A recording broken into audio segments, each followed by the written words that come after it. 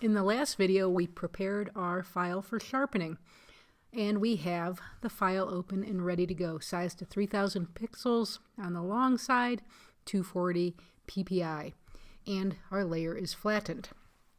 So the first thing we want to do is come over here to the layers and duplicate that layer. We can just hit Command J, and of course you could drag that background layer down to the new layer icon at the bottom of the layers panel.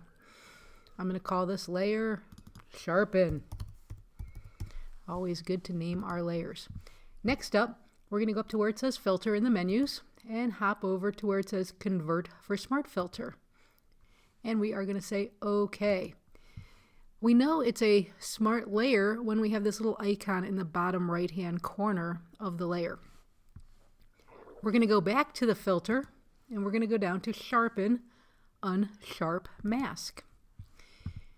Now, I did not take my file up to 100% or 200%, and that's what I want to do. So I'm just going to hit Command plus on my keyboard. You can do this beforehand or after we're in the dialog box if you use the keyboard command. Okay, so we're in here now, and I'm going to click right here so I can see the top of the chain link, and I'm going to look at what I've got going here. So the amount is the amount of sharpening we're applying. The radius is how far from an edge that amount is spreading, and the threshold is basically a damper that pulls back or takes away the sharpening. Normally I leave threshold set to 0. You're going to see all sorts of different ways that people do this. So what is right and what is wrong? There's not a right and a wrong. You just want it to look good. You don't want to have artifacting. You don't want to over sharpen. So when someone looks at the file, they go, oh my gosh, that was sharpened. That's a bad sign. What I generally think of is I push my amount up and I push my radius up so that I have a diagonal here. So 0 for threshold and then a diagonal across. So think of it as a straight line. If I'm a little bit off by a point or 2 or 3, it's not going to really make a difference. Like if I was over here, not a big deal. If I was here, not a big deal. But let's see how this looks. I can hit the preview button and I can see, ooh, I'm kind of crispy there. So I'm going to pull that sharpening back. I was probably in the right range to begin with. So turn that preview on and off, and that is looking a little more pleasing. We don't want to do so little of an amount of sharpening that we can't see it. So when we sharpen, you want to think about your output. Where are you sharpening to? If I'm printing to an inkjet printer, I want to have a fair amount of sharpening. I want it to be crisp. I want it to look good. If I'm going to print on a glossy paper, it may need less sharpening than a matte paper. If I'm printing on a newsprint, then it's going to need a lot more sharpening.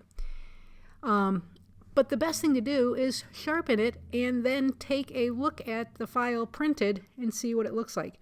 A lot of times we don't do a lot of sharpening when we size down. If we have a pro lens, we do less sharpening than with a vintage lens or a kit lens. However, some people don't sharpen their vintage lenses because that's the quality they're looking for. So ultimately, you are in charge of what your file should look like. You cannot sharpen an image that is not sharp. So you must start with a sharp image. You can't sharpen shallow depth of field. There's no information there to sharpen.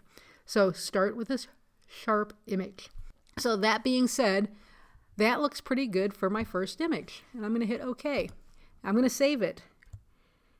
Shift Command S. It's telling me I can't save it as a JPEG. That's A-OK.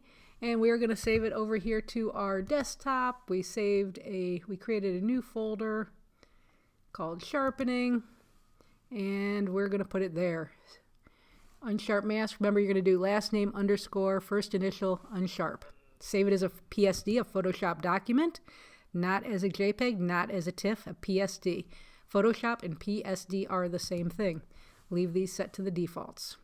Hit OK. That is our first sharpening.